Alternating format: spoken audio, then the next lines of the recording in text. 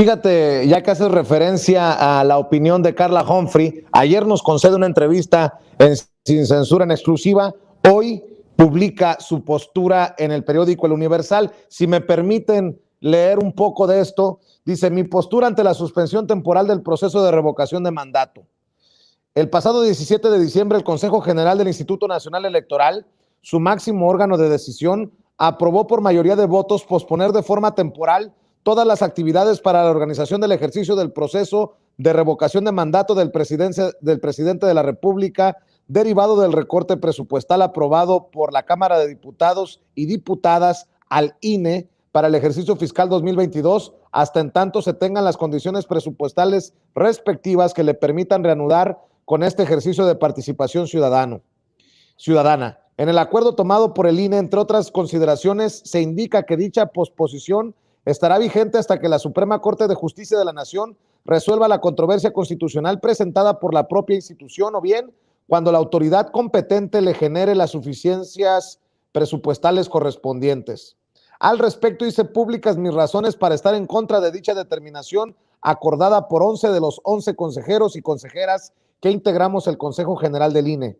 En mi opinión, dicho acuerdo pone en incertidumbre este ejercicio democrático, toda vez que no existe certeza legal ni jurídica de cuándo estará en condiciones de resolver la controversia constitucional la Suprema Corte de Justicia de la Nación. En cambio, de lo que sí hay certeza es de que la Constitución y por ende la legislación secundaria respectiva obliga al INE a realizar el ejercicio de revocación de mandato. En este sentido, manifesté que nuestra obligación es caminar hacia la realización de este ejercicio con los recursos disponibles, sin dejar de lado que al aprobar el presupuesto, la Cámara de Diputadas y Diputados aprobó un recorte de casi 5,000 millones de pesos al presupuesto de la institución. No obstante, advertí que podíamos seguir avanzando para llevar a buen puerto este proceso de revocación de mandato con diversas medidas de austeridad y potenciando las fortalezas de nuestra institución, para lo cual presenté públicamente las siguientes propuestas. 1. Eliminar el conteo rápido, debido a que esta actividad, además de no estar prevista ni en la Constitución ni en la ley, queda rebasado toda vez que se tiene contemplado que los cómputos distritales comiencen el mismo día de la elección, por lo que se tendrían los resultados de este ejercicio el mismo día del proceso de revocación de mandato. Es una papeleta y solo 2 opciones de respuesta. 2. Nuevo mecanismo para instalar casillas, explorando la implementación de centros de votación, por ejemplo, en las instalaciones del propio INE, tanto en el ámbito local como en sus 300 juntas distritales ejecutivas o en centros educativos. 3. Implementación de nuevas tecnologías utilizando cuando menos 1,000 urnas electrónicas con las que cuenta el instituto, así como el desarrollo de una aplicación, una app, que permita contar con toda la información de los manuales de capacitación en los teléfonos móviles, lo que generarían ahorros al no imprimir dichos materiales. 4. Limitar la producción e impresión de documentos electorales tales como actas de escrutinio y cómputo, actas de instalación, actas de incidentes o inclusive la llamada sábana, que se publica por fuera de las casillas con los resultados correspondientes. 5. Eliminar el papel seguridad de las boletas electorales, lo cual no implica quitar las medidas de seguridad en las papeletas y con ello reducir los costos de producción de estas, o inclusive optar por otro tipo de papel más barato. Incluso transitar al sistema del voto por internet, que actualmente ya se utiliza para recibir para diversas elecciones, tanto federales como locales, el voto de las y los mexicanos residentes en el extranjero. 6. Que Talleres Gráficos de México, como órgano descentralizado del gobierno mexicano, imprima menos y a más bajos costos o incluso de manera gratuita la impresión de los documentos y materiales para la revocación de mandato. 7. Bajar el umbral de personas funcionarias de casilla e incluso propuse utilizar la opción referida en el artículo 33 de la Ley Federal de Revocación de Mandato y solicitar más tiempos del Estado para la difusión de este mecanismo y con ello contar con mayores espacios de difusión que no resulten onerosos al instituto. Por otra parte, propuse analizar otras estrategias de difusión de este ejercicio de participación ciudadana, como la difusión vía mensaje de texto de la realización de este ejercicio. Estas son las principales propuestas que hice en el seno del Consejo General del INE en la búsqueda de diversas alternativas que llevaran a continuar a menores costos con este ejercicio de democracia directa, el cual estamos obligados a realizar. Sin embargo, la decisión mayoritaria fue distinta y la respeto, pero no la comparto, firma la consejera electoral del INE, Carla Humphrey. O sea, sí hay opciones.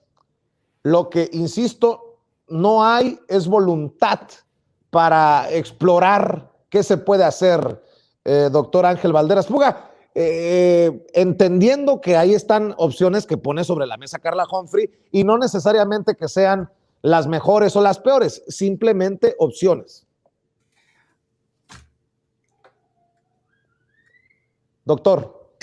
Mira, Vicente, opciones siempre hay, porque como acabo de mostrar, se podrían bajar el sueldo de manera definitiva, poniendo el ejemplo, los consejeros al triple, que se lo bajaran 3 veces. Es una propuesta concreta, que nos demuestren que en vez de ganar 360,000 pesos mensuales, podrían vivir con 120,000 pesos mensuales. Y luego que le bajen a la mitad el salario a todos los demás, y con eso se podrían ahorrar, nos podríamos ahorrar 600 millones de pesos de manera permanente cada año, 1,800 millones de pesos en 3 años. Ya, esa sería una propuesta muy concreta.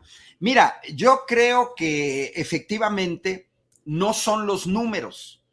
Como no les cuadran los números, como acabamos de exhibir que dinero sí tienen, como acabamos de exhibir que un proceso electoral de la envergadura de 2021 les costó 8,000 millones, pero que se están gastando la mayor parte del presupuesto en cuestiones administrativas, pues claro que sí se pueden ahorrar.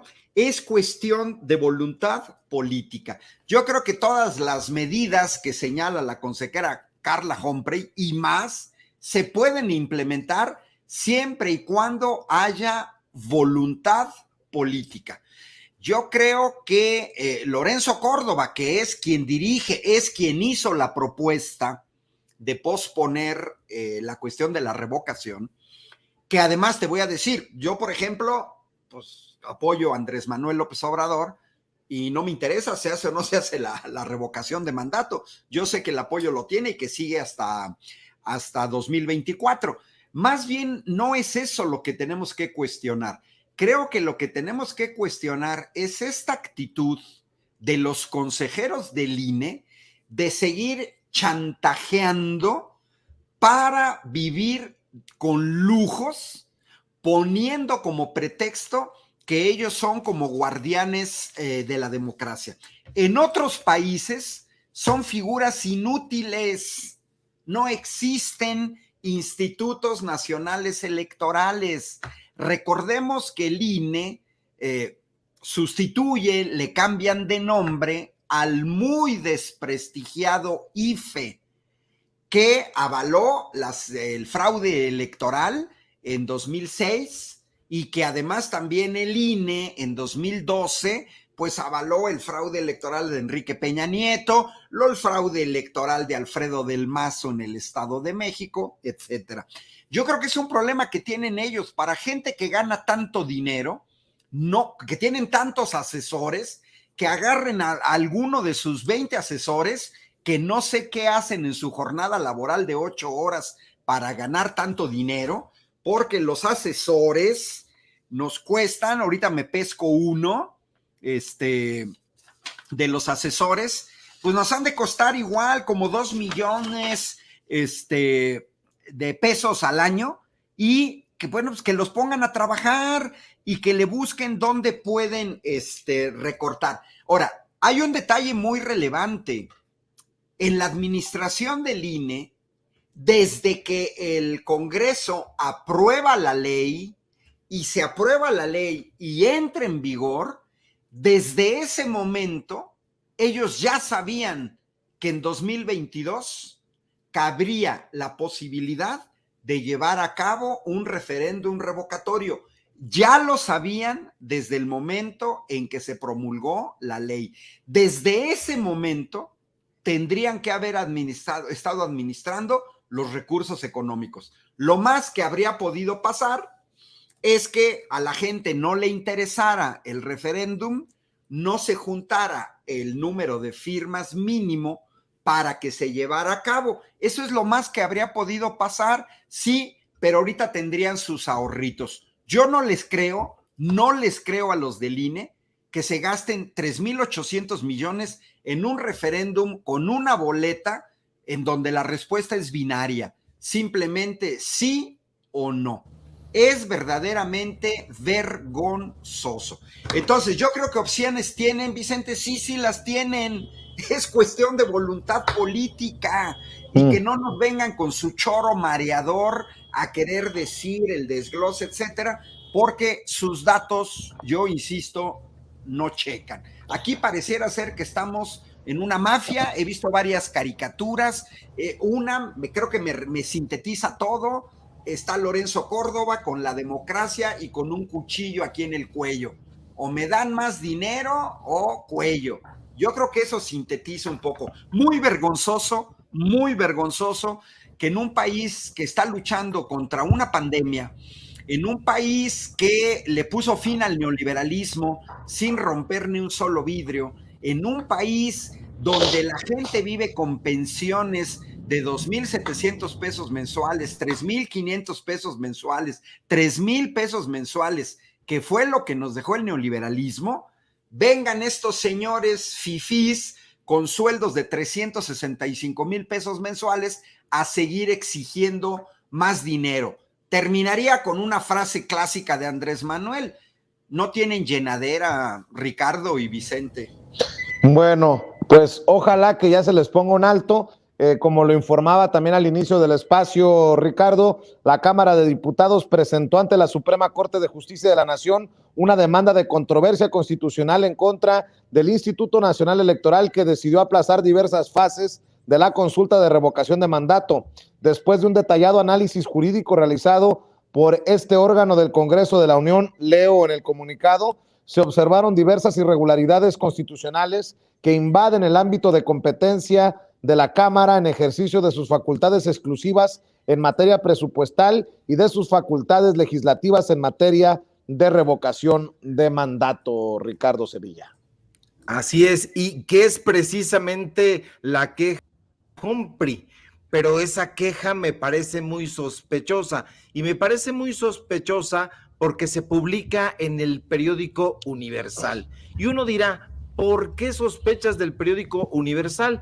Bueno, porque yo recuerdo que ese periódico es de Eli Ortiz, y Eli Ortiz es aquel personaje del escándalo de los $35,000 que llevaba en efectivo cuando se encontraba de viaje en un avión privado justamente hacia la boda de Carla Humphrey y Santiago Nieto, y se publica esta postura en ese periódico.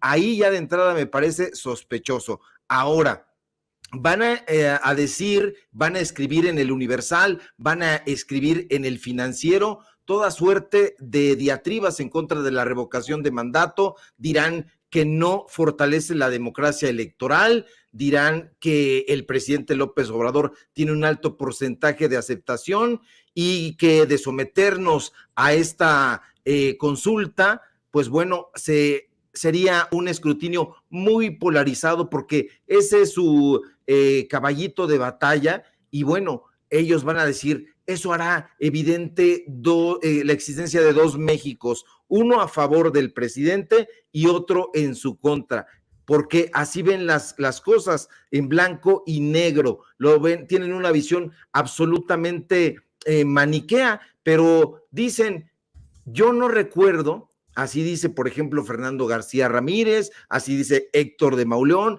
Aguilar Camín y todos estos personajes que todos los días están denostando al gobierno de la Cuarta Transformación, que nunca han pedido la renuncia del presidente. Y yo digo, ¿no lo han pedido? Entonces, ¿qué han estado haciendo durante estos 3 años? ¿Qué ha estado haciendo, por ejemplo, Frena? Justamente pidiendo su renuncia y que se vaya. Esos son los clamores. Entonces, tienen la oportunidad de oro de que la gente acuda a las urnas y diga, bueno, pues que se vaya. O entonces, no es tan grave el asunto como ellos lo están pintando, porque desde las páginas de estos periódicos corporativos estamos viendo una y otra vez que hay una grave inestabilidad política en este país, que hay falta de gobernabilidad, que hay incluso descomposición social, que no tenemos la realidad que el presidente nos explica todos los días de manera infatigable y sin bostezos en la mañanera. Entonces, la gente no está preocupada por su salud, por la seguridad, por la ocupación, por el ingreso, por el bienestar. Todo el tiempo están cacareando estas diatribas, todo el tiempo están pidiendo desde sus redes sociales, tanto los personajes públicos como los privados, e incluso, desde luego y de manera más beligerante, las granjas de bots, que el presidente se vaya, que renuncie. Y entonces, ¿por qué no quieren hacer esta consulta? Están acusando al presidente López Obrador de ser un simulador, pero entonces pareciera que no quieren someterse a ese escrutinio del pueblo, porque el pueblo les va a decir, les va a echar en la cara que quiere que el presidente López Obrador se quede. Entonces, eso es lo que temen en esencia, que los ciudadanos, que los mexicanos, que las mexicanas tengan la capacidad de exigir sus derechos y expresar su voluntad libre y soberana en las urnas. Entonces, a eso le temen. ¿Por qué? Porque yo creo que de someterse a esa revocación de mandato, el presidente va a salir avante. Entonces, es un proceso que hay que ver con muchísimo cuidado, porque va a representar un desgaste y una caída de los medios de comunicación corporativos y el fracaso de estos voceros del régimen empresarial.